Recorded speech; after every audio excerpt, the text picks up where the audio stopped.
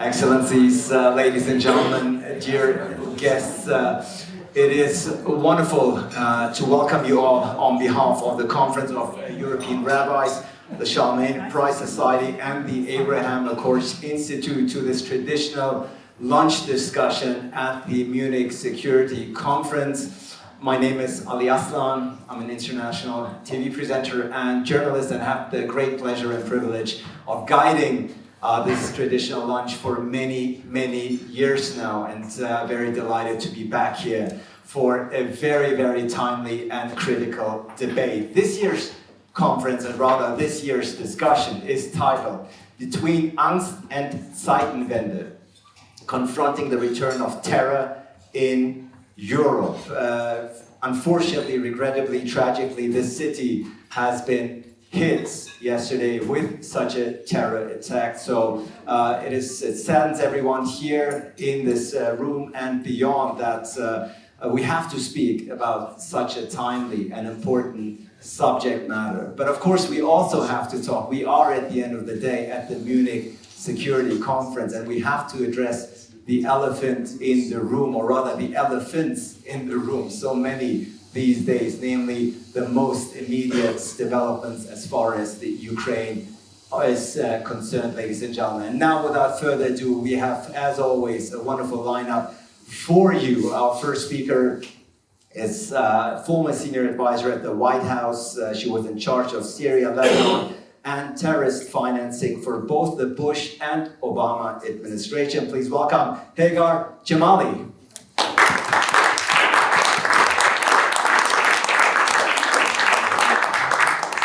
Please have a seat. Yes, of course. Always delighted to welcome our host, the president of the Conference of European Rabbis, Rabbi Pinchas Goldschmidt, ladies and gentlemen.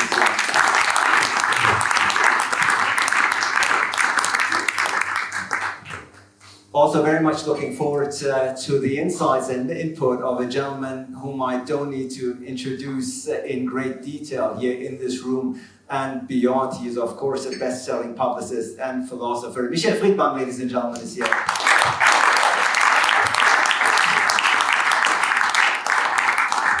And as always, it's also a tradition to have him to sort of put into context the security situation that we all find ourselves in Europe and globally. He is, of course, a professor of security studies at King's College and an internationally renowned expert on radicalization. Professor Peter Neumann, ladies and gentlemen, is here.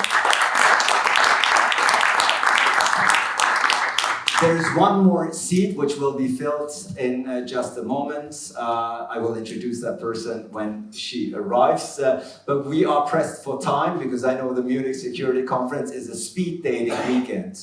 You're jumping from event to event, so let's get right to it, Hagar. Obviously, we will talk about terror and how it is impacting our everyday lives. Once again, we felt the impact of it, unfortunately, here in Munich yesterday. But let's talk about Ukraine here for a second. You obviously served both in the Bush and Obama administrations, and yesterday, really astonishing events, perhaps even historic events. So we've had Donald Trump announce that he had a lengthy phone call with President Putin in which they both agreed to begin immediate negotiations to end war. And then he made a point to say, and I will inform President Zelensky right afterwards. These are astonishing events, are they not?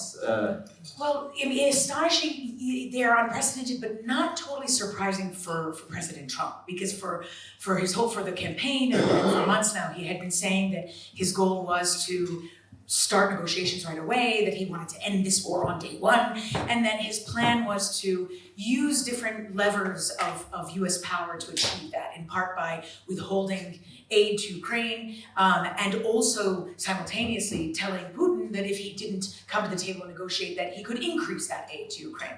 So he says that, but he's showing his penchant for the Russian dictator very clearly, and the fact that he reached out to him first, his post that he put out was shockingly loving, and we've seen the Kremlin come out actually a few times in favor of some of the steps that the U.S. government has taken, for example, particularly as it relates to U.S. aid. USAID, with where they've been saying that they applauded it, that it was an agency of meddling, and so on. And so it is shocking to see, it's not comfortable to see, but also not entirely surprising given where he said he was headed with trying to force these negotiations. And I think he'll see it through, unfortunately. Yeah, absolutely. I mean, as you say correctly, if we gave any credence to his words during the election campaign, he did say that he is going to end this war on day one. It's not day one yet, we've passed that threshold, obviously, but the point is well taken, that he's going to look for an immediate change here. Michel Friedman, if I can bring you in here at this particular point, because you're also somebody who has a global perspective on things, and it is so astonishing because now, of course, a lot of people are thinking and asking, could Donald Trump really, yes, we have to share the microphones here, it's all about sharing. No, don't worry about it, we have enough, at least for the time being, but the question, of course, is, and this may be the unprecedented element, Michel Friedman, could President Trump and President Putin attempt to settle the Ukrainian issue bilaterally, without Ukraine involved, without Europe involved? This is the impression he is giving, but the reality will be another one. I mean, it's a question of respect. We as Europeans have to admit that millions of Ukrainians gave their life, changed their life for freedom. This is our value. The basic of the Munich Security Conference is to fulfill the challenge that more countries are dedicated to human rights, are more dedicated to freedom, are more dedicated to resolve conflicts without violence. I mean, this is the theory. And we know that the reality is the more power you have, the more you have to say. But the question is, how do you behave? What are your signals? And I believe that still the United States of America are the only contra-picture to dictatorship. This is my hope still. But if a man like Trump is dealing foreign policy like this, where he's saying on one level, we are building now a Gaza Riviera where I will build my hotels. On the other hand, is calling to Putin without calling before to Zelensky, which is again a question not only of respect, but of proportion, foreign policy proportion, and didn't talk and call to the European Union at all. Then he gave some signals, what is his feeling for foreign policy during his time. And what we are learning is that there will be less diplomacy, because if the leaders of the states are negotiating on that way directly, the diplomacy will have to fulfill what they discussed. This is, in our complicated times, a very bad message. In a lot of places in our world where conflicts and wars, also civil wars, are existing. The second point, he is showing clearly, and I think this is Zeitenwende. Not we are organization, an organization for the Zeitenwende. America is the organization, the state, who is telling us what is Zeitenwende. We are not important. We are, as Europeans, not important. And there are certain arguments where I will say, yes, there is a reason why we are not important. We have not a political strategy in geopolitical questions. We are divided during this war. Hungary, not the only country, is dealing with Russia. And we have not built whatever could be a European army, national armies. We are not able to survive security questions without America. This is reality, and if we don't react in the next years, power people like Trump respect only power. If you have no power, you are not important and negotiable for him. So it starts yesterday, but if we don't react on that, we will be a quantité négligeable in politics in 5 years. I mean, those are of course stark words. We are not important at the time being, geopolitically speaking, something that Vice President J.D. Vance reiterate today here on stage again. It's a somber realization, of course. Let me also take this opportunity now, of course, to welcome Anne Neuberger, who's a former Deputy National Security Advisor for Cyber and Technology in the Biden administration. Please give her a round of applause. Anne Neuberger. Let me bring you in immediately to get you warmed up, if you will. The discussion, of course, you followed a bit. We are talking about the announcement on the part of President Trump that he is going to start immediate negotiations with Russia, without perhaps Ukraine, without perhaps Europe. You just heard Michel Friedman say we in Europe clearly are no longer relevant in this particular regard. As a former advisor to the Biden administration, I was wondering if you could put these events of the past 24, 48 hours into a quick perspective. So good afternoon, it's great to be here with you. I thought I was coming to a panel to talk about the rise of terror activity and anti-Semitism in Europe. And we will get to that. Excellent. That's my diplomatic way of saying that's what I was prepared to talk about. Sure. But and we will get to that. Unfortunately, you missed the beginning. It's connected. It is connected. Let's build a bridge between. Absolutely. It's connected. So, I would say that as President Trump coming in, looks at the situation and says, how do we make progress on a battlefield that has cost vast amounts of sums, European, American, Ukrainian sums, and huge numbers of lives. And certainly, President Biden and the Biden administration put a significant focus on alliances. President Biden would often talk about the person who revitalized NATO was President Putin, in that he emphasized the need for alliances. He showed that Europe was a threat in a way that perhaps European lack of investment in defense highlighted that in Europe, there wasn't a sense of Europe facing a significant threat.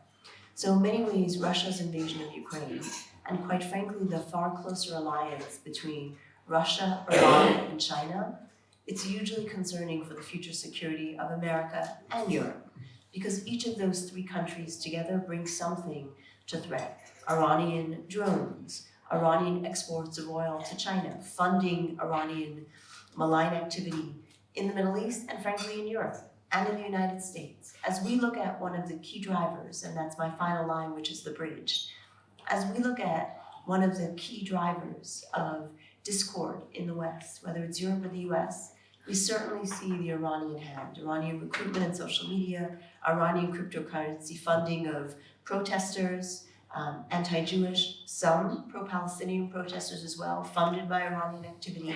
So I think as we think about the threats we face unite us more than divide us. And thank you so much for putting it in perspective and also making the bridge, making the link to the topic that we were given today, Peter Neumann. That's where you come in, of course, as a renowned security and radicalization expert. Michel Friedman already said, we're talking about Ukraine, of course, about the geopolitical occurrences of the past day or two, but these are all interlinked issues. Please chime in here. Yes, first I wanted to add one thing to what Michel said, which he said already, but I have an observation to add. So I've been coming to Munich Security Conference since 2009. I was here, my first conference was in 2009, and everyone was super optimistic because it was the first Munich Security Conference after Barack Obama had won the election. And Vice President Biden came in, and everyone was enthusiastic about the, re-energizing of the transatlantic alliance. Already at that point, people said, we have to do more in Europe, and we didn't. And I remember in 2017, I also attended. It was the first time that Trump had won the election. We had Mike Pence come to Munich and give his speech. Everyone was quite anxious about it, and I remember him giving the speech. It was totally quiet. People were shocked. People were offended. And people concluded we have to do something. Europe has to do something. We have to learn to stand on our own feet. And we discussed it the whole weekend, and we all went home, and nothing happened. And so now again, we're here in the year 2025. This afternoon, J.D. Vance is going to give a speech that is going to be very hard on us Some people say it's going to end the transatlantic relationship as we know it. And yet again, we're standing here and we're saying, oh, well, we have to do something. And I guess a lot of us will go home and basically very little things will happen. So that's my fear, because I don't think we will get another chance. We've been warned so many times. We always come together in Munich, we say we have to do more, and we go home and nothing happens. If I had a penny for every time I moderated a panel on EU strategic autonomy, I would have 2 penthouses in Munich by now. Now, I wanted to add on it with one remark. And I really don't want to provide panic. If Germany and the Europeans, not from yesterday, today, or tomorrow, will start to make their homeworks and not to talk, we know what our homeworks are. We discussed it very often. Regardless of Donald Trump in America, we are adult or we are not. If we don't start our homework in the next 5 to 10 years with the first deep results, there will not be a future in Europe for the European Union for peace and freedom. And we have to be very conscious about it. And that's not principally a problem if the Americans are still helping Europe or not. We are 450 millions. That's what we're saying every day. Every day we are 450 millions. If 450 millions, which are more than the Americans are not capable of defending themselves, and knowing that at the continent Europe there is a strategic enemy, then it's our responsibility and our failure. Can I give a very brief example? Quick, before I bring it back. Very brief, because I want to bring it back to Sarah. Just give you a brief example. Every one of you who lives in Germany will know that a lot of terrorist attacks are being prevented by security agencies. And then you read the article in the newspaper and basically says at some point in the text, this terrorist attack was discovered because foreign security agencies provided information. In 10% of the cases it's Israel, in 90% of the cases it's US. And I can guarantee you, and I can say that because you're both former officials, at some point someone will tell Donald Trump that we are, in our counterterrorism here in Germany, completely dependent on the United States. Not only the military, also the intelligence. And he will say, well, I switch it off or you pay. So I would prefer us to build up our own capabilities rather than sending big checks to Donald Trump. Yeah, point well taken. Rabbi Goldschmidt, I came to you last because I want to give you a chance sort of to get the big picture here amongst the experts and then chime in, because you are obviously, your biography is irreversibly linked to Russia. You know President Putin, you've met him. I was just trying to get a sense, before we also talk about terror, just get a sense of, do you think he feels vindicated in times like these? You know, just a few minutes ago, the executive director of the Munich Security Conference, Benedict came, and I was asked to take a picture together with him. So while I was standing next to him, I said, my friend, does NATO still exist? And he told me, I'll tell you at 3 o'clock today. So we are definitely experiencing what was mentioned, Weltwende, Zeitenwende, change of times, and for the reasons mentioned. What I want to say is one thing.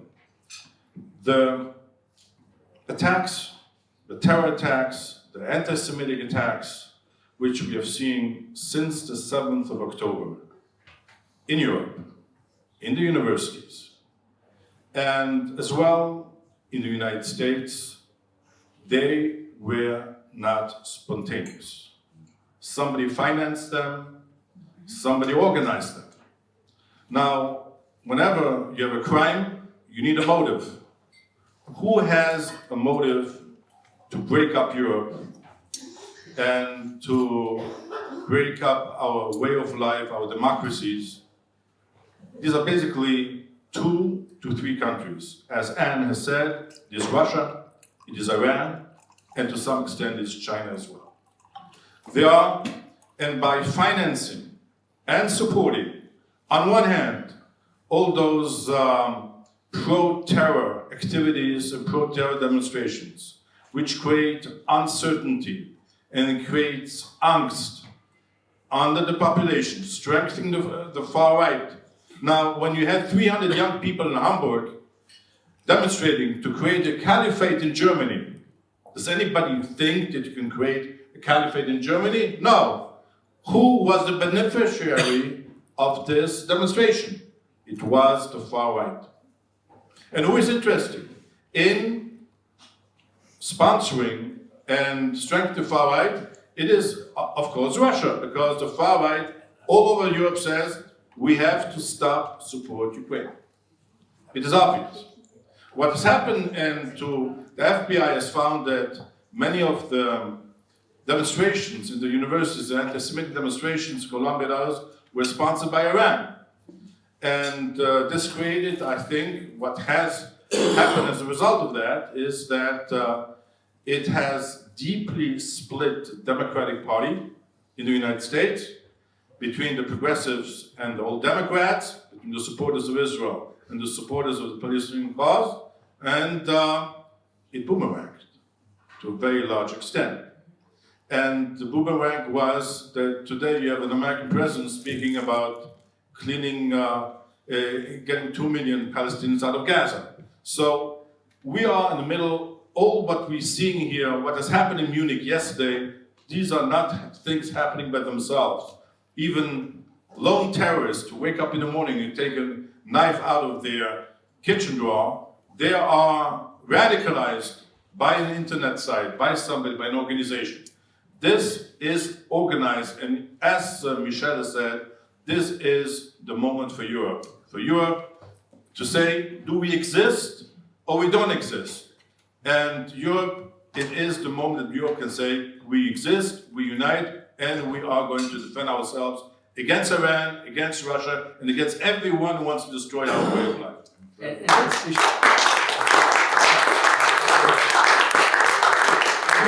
very stark words. I want you to follow up on what the Rabbi just said. Yeah, I agree totally, but we have a new problem.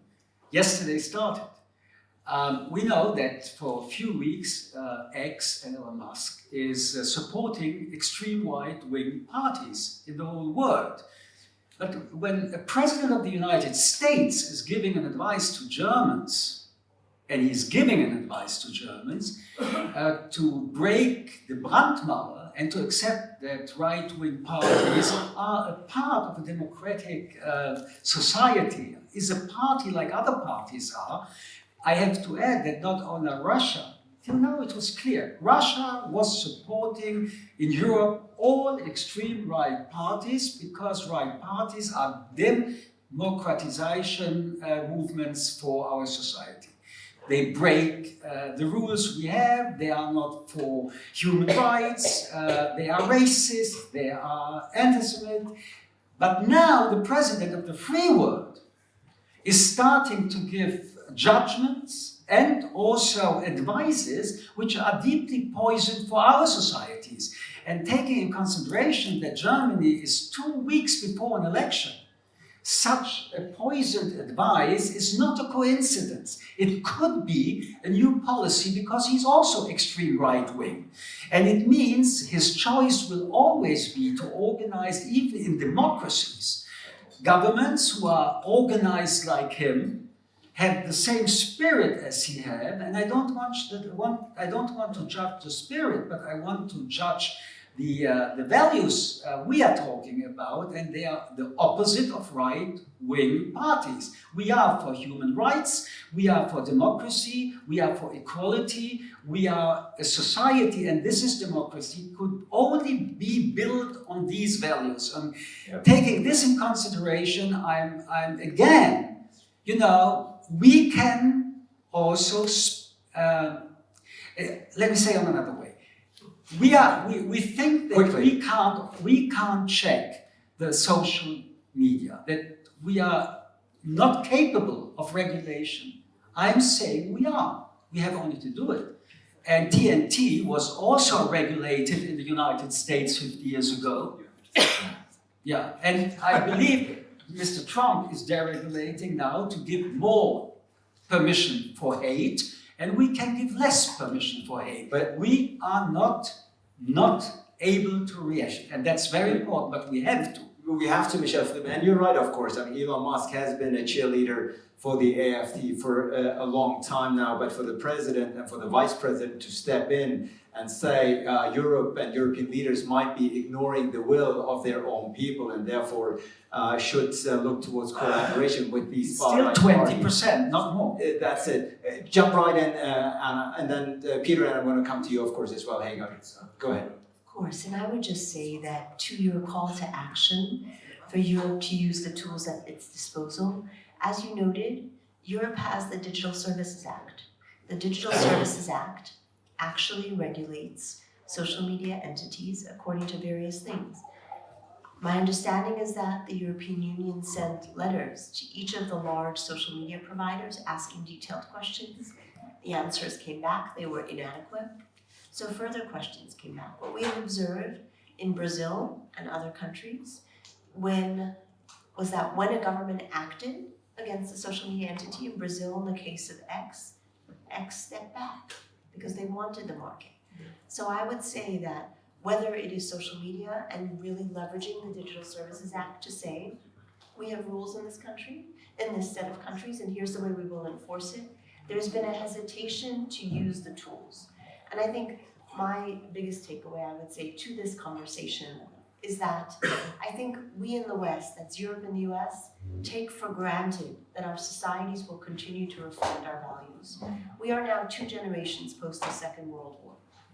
I grew up with grandparents who survived the Second World War, who understood the battles the West fought against authoritarian governments and understood that democratic societies were not to be taken for granted. They were to be carefully built and pruned.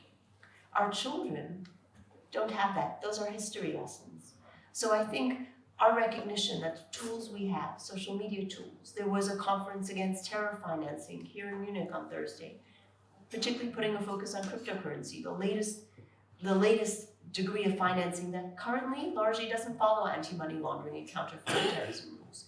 So we have to be prepared to use our tools effectively, and whether that's Europe to show the new administration that certain things are important and they'll do so, or in combination against common threats. Thank you. Peter, jump right in for 60 seconds. I want to hear and get it back to the big picture. Go ahead. Yeah, I just wanted to add what Chief Rabbi Goldschmidt said, because I've actually looked at how the terrorism threat, the jihadist terrorism threat has evolved in Europe since October 7, 2023. And it's very obvious, people don't necessarily feel it or perceive it. But if you count all the attempted and executed terrorist attacks, not occupations of universities and stuff like that, but actual terrorist attacks, if you count all of them, the volume of jihadist activities since October 7, 2023, compared to the years before, has quadrupled in Europe. The amount and volume of jihadist activities has quadrupled. We've been very lucky in a way that, in fact, very few of these attacks have succeeded. But one last data point, which I think is really important, is that because of the nature of it and because of how it is being directed towards Israel and Jews, about 40% of those terrorist attacks have been directed at targets such as in Munich, which can be defined as either Jewish or Israeli. So Jewish communities in Europe are more than ever, they already were targets, we all know that, but more than ever are targets of these attacks. And this is a dramatic development which is not yet reflected in policy because nothing really big has happened yet. We haven't had a Paris Bataclan attack, we had smaller attacks, but nothing huge has happened, but it's coming.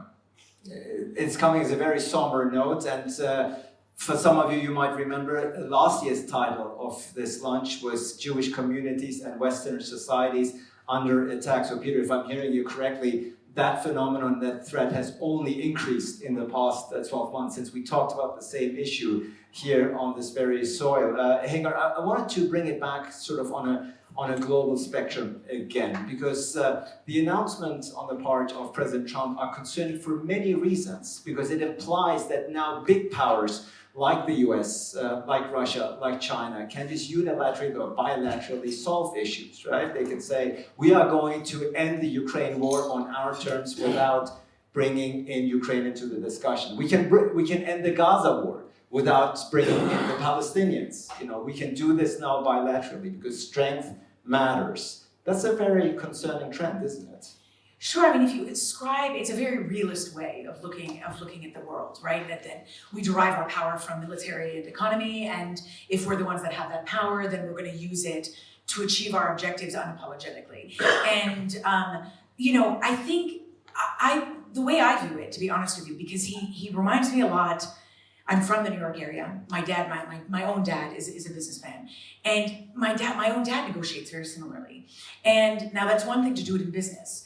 It doesn't mean you're not going to achieve the goals that you've set out to achieve. And as I mentioned earlier, Trump is really not afraid to use all the levers of U.S. power to achieve these goals unapologetically, without much appreciation for behaving this way or bullying our friends. Because he's bullying our friends, as I'm sure you've seen, and achieving the goals he set out to achieve, but that's going to undermine those relationships, and he doesn't seem to see the value in that, of what those relationships do.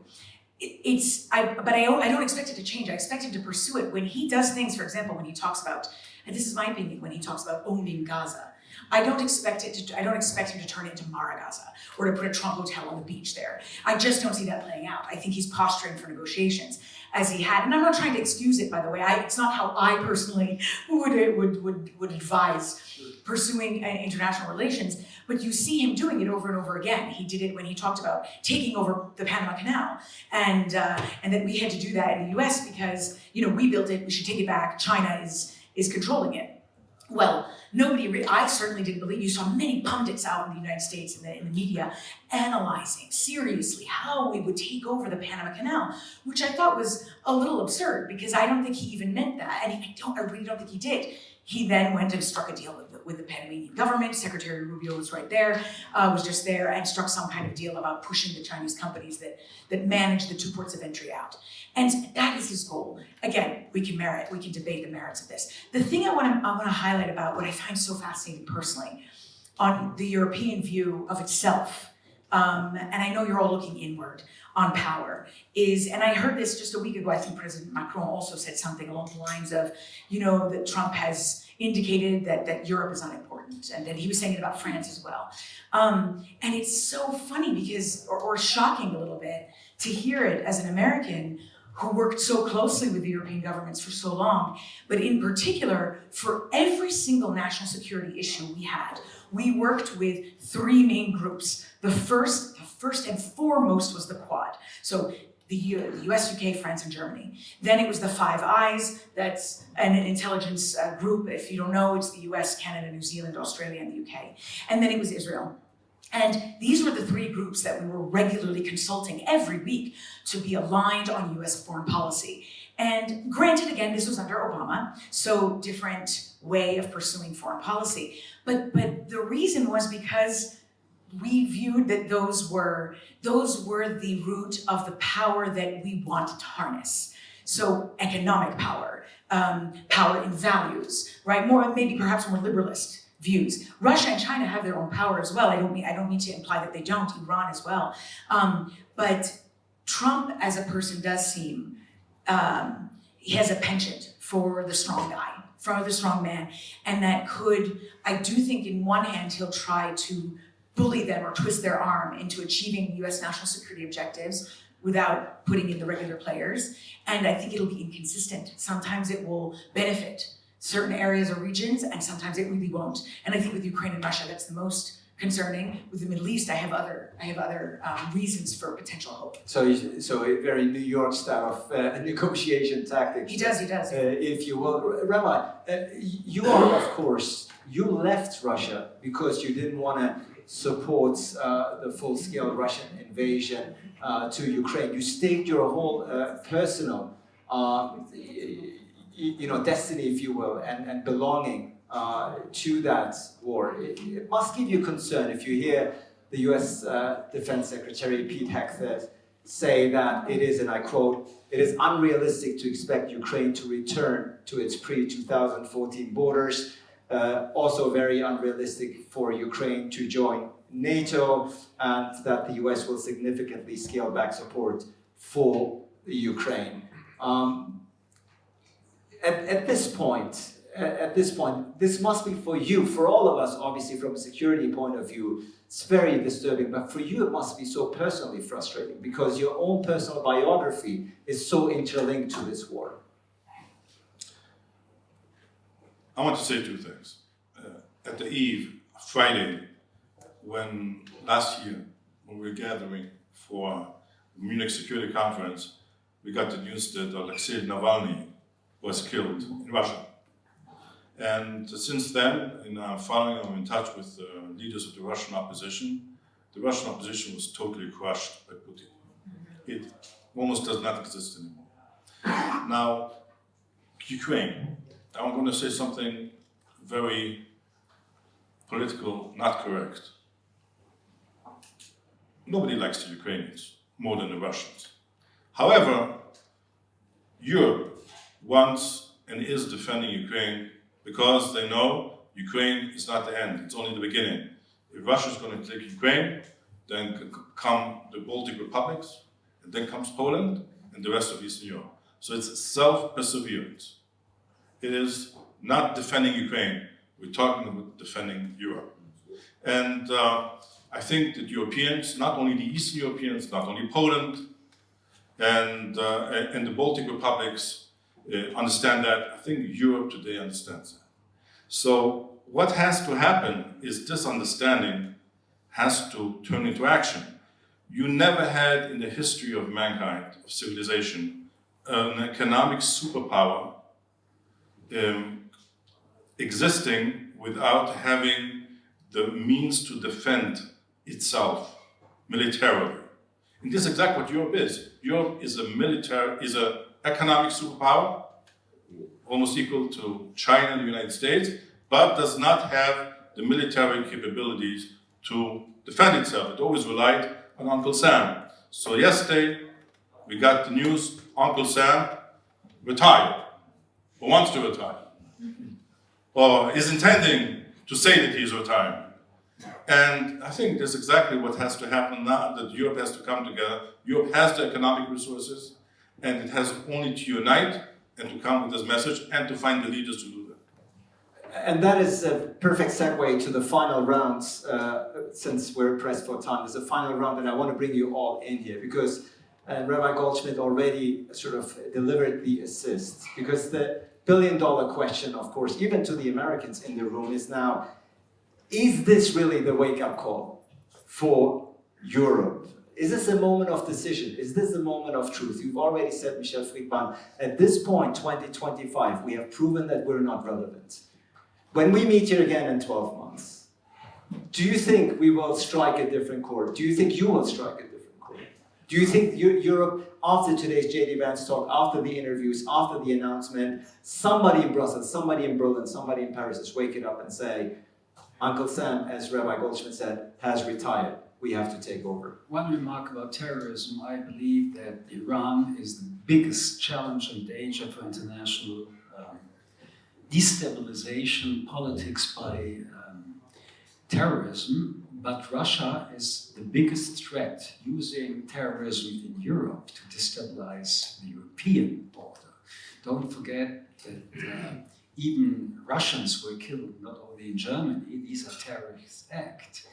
And don't forget that the propaganda destabilization is a part of terror. And don't forget that a lot of things like in hybrid weapon strategies and war are specifically also used by Russia for destabilization of European countries. And let me add, we are not speaking only about the European Union. The continent Europe is bigger than the European Union membership states. And always when we speak about Europe, also today, we spoke from our perspective as the European Union. But there are a lot of other countries who are friends with Mr. Putin, like Belarus. So here I wanted only to add, if we speak about Russia, we don't speak in Europe only about Russia as the only powerful antithesis to the European Union. The second point is, yes, I think it's the crucial time. I think we are the first generation taking the information that the world order after the Second World War is changing. I believe that this weekend is a premiere or pre-premiere also of the changing of that what we till now thought is there is an alliance of democratic Western and Eastern states. I don't believe that this alliance is still existing in the political philosophy of Donald Trump. I don't want to judge it because his perspective is a global one, but we as Europeans have to understand, or to start to understand, that these old mechanisms will not continue as they were. That means not only on military questions, as we know, also on economic questions. America is playing an own game, and we will have to react not only as friends, but also as people who are not on the same agenda.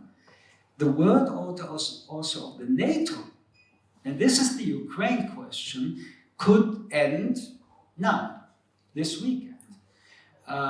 Because if America is declaring in the concrete situation that the Ukraine has not the chance once to be a member of the NATO, what the Europeans wanted, not today, not tomorrow, there's a gap, a dramatic gap of that, who will do and not. So that's why, and again, I think the world order is changing. A very dangerous strategy, which we hoped would end after World War II. That the powerful states will not define the small states with whom they want to be an ally or not, end it.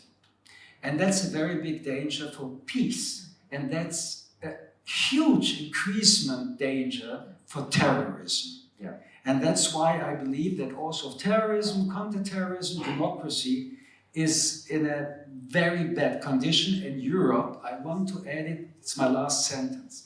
We who are sitting here as Europeans always start immediately to work on that, or in 5 to 10 years, I can't guarantee us that we will still be a democracy. And I even can't guarantee that we will live in peace. And if we didn't learn this from the last 3 years, I don't know when we want to start to learn this. I think nobody here in this room, we listened very intently and carefully to what Michel Friedman says. It's a somber reminder, really, of the days that we live in, and also your final remarks. The question, of course, overriding question is this the moment of decision and truth for Europe? But tie it in together, of course, as Michel did with today's subject matter, namely Europe's ability or inability in that regard to confront the return of terror, to contain and combat sponsoring countries and organizations. Are we able to muster that strength to cover all these challenges that this continent is facing these days? You know, in the United States, one of our most important presidents said, "A house divided cannot stand." That was President Lincoln in the time of the Civil War. And what he was saying was that we need to have a common sense of who we are, and we need to have shared values. When you look at the rise, and that is the first step to being able to defend against external threats. So tying the two together, when you look at Europe today, the rise in terror attacks against Jewish institutions, against Israeli institutions, the reality that in most countries in Europe, a Jew will not walk on the street with a skull cap and feel safe, right? Many cover their skull caps, cover signs of, if you look at the statistics among young French Jews, they're covering signs of being Jewish. You know, I will be candid, in the United States, I had a staff member come to me his family had fled the post-Soviet Union, come to America, and he was raised in New York, and he said he's taking down the scroll outside his door. So first I encouraged him not to do that, but my point is to say, who we are as democratic Western countries are countries where, independent of backgrounds and ethnicity, people can feel that from anyone, they all contribute to that. That is at risk in Europe today, based on the experience of the Jewish community and the rise in terror, stoked by outside factors, stoked by inside factors. That sense of instability also fuels the far right. Since my background is in technology, I will say that the rise of technology, the future of how artificial intelligence will automate certain industries, will also impact the labor force, will also promote instability, where people feel, what is the future of my job? Will my child's life be better? That is goal number one for Europe to address, because that is what makes Europe what it is, right? The history, the culture, the sense that, and addressing that is the first piece of step two, which is then being a house that can defend against the rise of Russian revanchism, what we see with regard to Ukraine, what we see with regard to some of the Russian activity, arson attacks, and other hybrid warfare in the Baltic Sea or against the countries along the eastern border. Yeah, very, very true. And hearing those reminders from an American should give us even more impetus to get our act together very quickly. Peter, I'm sure that's something that you, of course, as somebody who's at the forefront of these studies, of security studies, of radicalization, of looking at the big picture and the threat to Western societies, would probably subscribe to. Yes, absolutely. I think the debate in Germany about the Zeitenwende was certainly good, but it was not sufficient. It was not sufficient because it wasn't broad enough. It wasn't sufficient because we didn't do enough. And it was essentially reduced to money for the army, money for the military. We spent more money for the military, but essentially what we need is a change of mind, a change of mindset. And we need to broaden it out to other areas. So one area that I talked about before that I just want to bring up again is the intelligence services. There is underinvestment in the military. There's an equal, if not bigger, underinvestment in the intelligence services, especially in Germany. Our spy services are not very good. They're not allowed to do certain things that even their democratic neighbors are allowed to do, and they don't have the equipment that they need, and the gap is going to get bigger and bigger as our friends in the United States and other countries are going to use technology even more. Technology that we are not even beginning to use. So we need to have a Zeitenwende in this area too. And very last sentence, I wanted to say to you, I very much like the comparison with your father and with the New York businessman. The problem with Donald Trump is he doesn't seem to be a very good New York businessman because he went into the negotiation in Ukraine. I mean, a New York businessman opening the negotiation would make impossible demands, right? He would say, I want to restore all of Ukraine. I want everyone out. And I want Ukraine to be a member of NATO and EU tomorrow. And then you make concessions starting from there. But he went into the negotiation with the concessions already built in. So if this is the starting point for the negotiation, the outcome is going to be even worse for the Ukraine. So yes, he is a New York businessman, but not maybe a particularly good one. A very odd negotiation style, indeed. I think we can all agree here. Hagar, your final remarks tied into what Peter said. For everybody. So you know, so much to add here. So that I can give a little bit of context. My family is Lebanese. I'm born in the United States. My mother is a Lebanese Jew, and my dad is Lebanese Christian. And so I like to say that I'm a member of every tribe. There's also some Armenian in there and Persian in there. And you are the United Nations. Yes, you know, they're very feckless over there. Yes, I think the government powers, I believe a bit more in that, but thank you for that. And you know what's so funny, Anne, when you were talking, it wasn't until October 7th that I started wearing a Star of David. And it was because I wanted to embrace more and also show everybody my own background and what I was proud of, and also because I would hear some pretty crazy things, like crazy anti-Semitic things when people assume they see Lebanese and they'll assume that you're certain-minded in a certain way. But then I want to talk quickly about the terrorism point because this is so important. And without diving into too many details, I was at the Treasury Department in an office that was set up after 9/11 and called the Office of Terrorist Financing and Financial Crimes. And that time period was one where, very similarly, where actually our intelligence system was not set up for detecting properly and monitoring properly these threats and acting on them. And so everything was overhauled into the system that you see now. And the office that I was in, which at the time was very, very small, and now that's the office that issues all the sanctions. And so every sanction you see comes from that office. I can't tell you how many trips we took to Europe in particular to share declassified intelligence, but also it wasn't just that, and I don't want to say this because our European partners were our beloved partners, but we struggled a lot to get them to act and sanction targets that were so blatantly nefarious. And not only nefarious, in Germany in particular, at the time that I was working on these issues, and I was handling Hezbollah and Hamas in particular, not only did we have a hard time making the activity to allow Hezbollah and Hamas to fundraise and recruit here, which in and of itself is insane, but we had a difficulty even convincing European states that these were terrorist organizations back then. I can't remember when Hamas was designated as a terrorist organization in Europe. I think it was 2010 time period, so this is all before that. But since October 7, you saw certain movement since then, but unfortunately it's not news. But at the same time, I am also a big believer that they really can reform it. It just takes the will and the finances to do that, and they'll do it. Yeah. Thank you so much.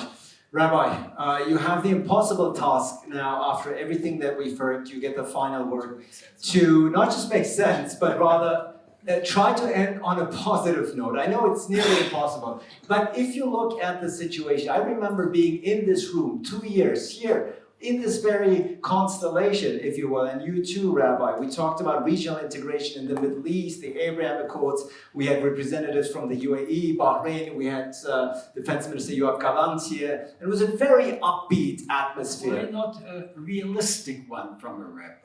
Well, we'll leave that to the rabbi.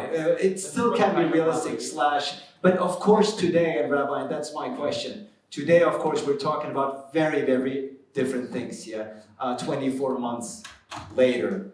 I know you're concerned, I know we're concerned, after everything that we've heard here on this panel from our esteemed experts, is there still light at the end of the tunnel? The answer is yes, because we have no other choice. But to be optimists, I believe that the relationship between Europe and the United States is going to change. And, we are the people of the covenant, and there's a new covenant, and there must be also a new covenant between the United States and Europe. And as Hagar said, the Europeans were very slow in stepping out to the plate regarding the terror organizations. It's better late than never. And maybe President Trump has a very unsophisticated way of doing so. But at the end, the challenge forces us to see reality and to change. So, why am I optimistic? When Russia attacked Ukraine on the 24th of February, 3 years ago, and in the White House and in the Kremlin, both were convinced that it's a question of between 3 to 7 days till Russia is going to conquer Ukraine and Ukraine is going to cease to exist as an independent country. And you saw one person, Vladimir Zelensky, with his charisma and got public opinion behind him, European public opinion and US public opinion, and he turned from a Charlie Chaplin to Winston Churchill overnight. So, and he changed history. And I believe that many of us, maybe those sitting in this room, can change history by leading change. We need change. The change is coming whether we like it or not, and that's the reason I'm optimistic. Change, ladies and gentlemen, is coming.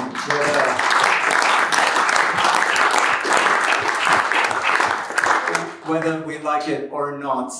I think you would all agree that within the 45 minutes, this has been more than just a splendid appetizer for things to come in the next 3 days. I think our esteemed panelists and experts gave us great oversight and great content into what is awaiting us, not just this weekend, but in the next few weeks, months, if not even years ahead. Between Angst and Zeitenwende, ladies and gentlemen, Rabbi Goldschmidt, Michel, Friedman, Peter Neumann, Hagar, Chemali, and Anna Neuberger. Thank you so much. This is your applause.